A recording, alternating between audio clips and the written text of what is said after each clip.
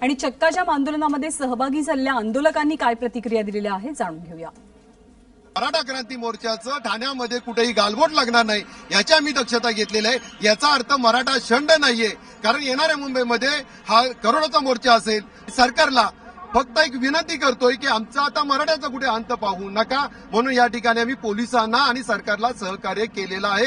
आम्ही एक निवेदन करतो सरकारशी या प्रशासनाशी की आम्हाला शांतपणे हे आमचे जे निदर्शन आहेत ते थोडे करून देण्यात यावेत आणि जेवढ्या लवकरात लवकर आमच्या मागण्या मान्य होतील हे सरकारने बघायचं आहे। आमच्या मराठ्याच्या विद्यार्थ्याकडे क्वालिटी असूनही त्याला व्यवस्थित भेटत नाही, कॉलेज भेटत नाही, फीसच्या बाबतीत सगळी गरिबीला फेस करावं लागते। हे सगळं टाळण्यासाठी मराठ्याला आरक्षण मिळालंच पाहिजे। जे मुक मोर्चाचं आंदोलन आम्ही केलं त्याच्या पुढचं हे पाऊल आहे आणि याच्यानंतर सकल मराठा समाज जो आहे याच्या पुढची दिशा हळूहळू ठरवणार आहे।